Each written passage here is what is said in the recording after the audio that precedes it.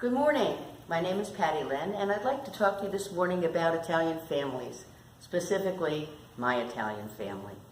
We were very unique in our neighborhood for several reasons, and we had a lot of family responsibilities, and we had a very, very warm and wonderful family at our dinner time. We were unique in the family because we didn't have a dad in our house, which back in the day wasn't acceptable. You were looked down upon. My dad was killed when we were very young. I was the second child. My older brother was 4, my younger brother was only 6 months old, and my sister and I were squeezed in there. When I was 8, though, our grandfather came to live with us, which made us a little more acceptable in the neighborhood because there was a man in the house. Another reason we weren't that socially acceptable in the neighborhood is because if you say Italian, people say Catholic. We weren't. We were Italian Baptist, the first Italian Baptist church of Belleville, New Jersey. And the neighbors didn't like that at all. It was a Catholic neighborhood. The kids loved it. You can eat meat every day. And you don't have to confess to anybody. But you're probably going to go to hell because you didn't tell anybody what you did.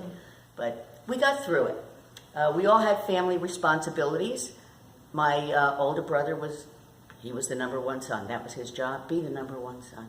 Carry the family mantle, and it's kind of like ascending to the British throne, it's a big deal. And the other brother was the baby, and his job was to be the baby of the family. If something bad happened, my mother had 2 responses. Patty, why weren't you watching him? Or, he'll grow out of it.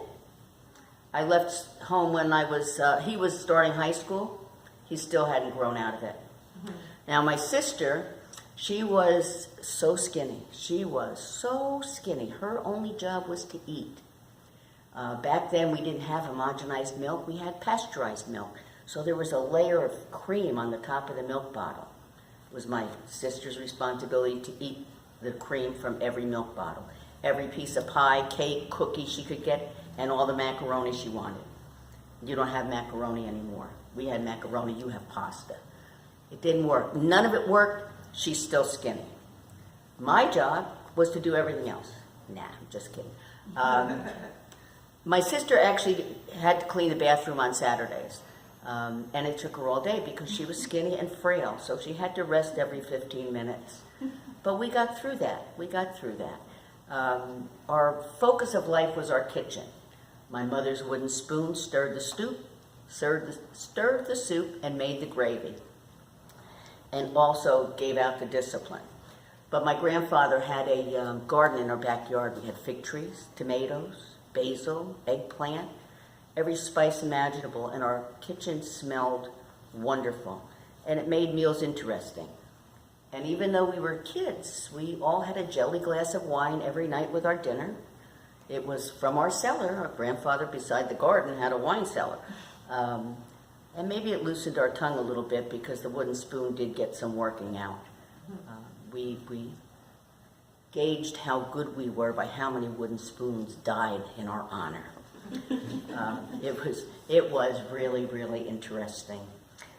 But I think it was an ideal family life. My mother only had an 8th grade education, but my older brother's a 1964 graduate of West Point. My younger sister had a successful real estate career. My younger brother still has a ministry a music ministry in Sebring and a prison ministry in the Sebring area. And me, I'm going back to college. Thank you very much.